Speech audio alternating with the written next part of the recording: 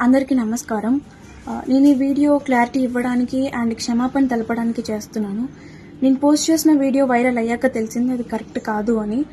Actually మా డాక్కి 12 years అండి. దానికి ట్యూమర్ సర్జరీ అయింది. అది రికవరీ అవ్వాలని నేను నా అమ్మని మొక్కుకున్నాను. సో అది రికవరీ అయింది, నడుస్తుంది. సో ఆ మొక్కు చెల్లించాలని మా డాగ్ని బంగారం తూకం వేయడం జరిగింది. సో అది నేను ప్రేమతో భక్తితో మాత్రమే చేశాను. నేను ఏం ఉద్దేశించి ఎవరిని కించపరచాలని చేయలేదు. మన మేడారం జాతర సాంప్రదాయం ప్రకారం, గిరిజనుల ఆచారాల ప్రకారం అది తప్పు అని నేను ఇప్పుడే తెలుసుకున్నాను.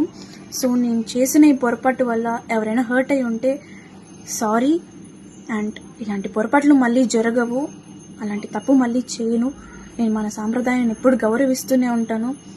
ఈ విషయాన్ని ఇక్కడితో ముగించాలని మిమ్మల్ని అందరినీ సిన్సియర్గా కోరుతున్నాను. అందరికీ నమస్కారం. నేను ఈ వీడియో క్లారిటీ ఇవ్వడానికి అండ్ క్షమాపణ తెలపడానికి చేస్తున్నాను. నేను పోస్ట్ చేసిన వీడియో వైరల్ అయ్యాక తెలిసింది అది కరెక్ట్ కాదు అని. యాక్చువల్లీ మా డాక్కి 12 years అండి. దానికి ట్యూమర్ సర్జరీ అయింది. అది రికవరీ అవ్వాలని నేను నా అమ్మని మొక్కుకున్నాను. సో అది రికవరీ అయింది, నడుస్తుంది. సో ఆ మొక్కు చెల్లించాలని మా డాగ్ని బంగారం తూకం వేయడం జరిగింది. సో అది నేను ప్రేమతో భక్తితో మాత్రమే చేశాను. నేను ఏం ఉద్దేశించి ఎవరిని కించపరచాలని చేయలేదు. మన మేడారం జాతర సాంప్రదాయం ప్రకారం, గిరిజనుల ఆచారాల ప్రకారం అది తప్పు అని నేను ఇప్పుడే తెలుసుకున్నాను. సో నేను చేసిన ఈ పొరపాటు వల్ల ఎవరైనా హర్ట్ అయి ఉంటే సారీ. అండ్ ఇలాంటి పొరపాట్లు మళ్ళీ జరగవు. అలాంటి తప్పు మళ్ళీ చేయను.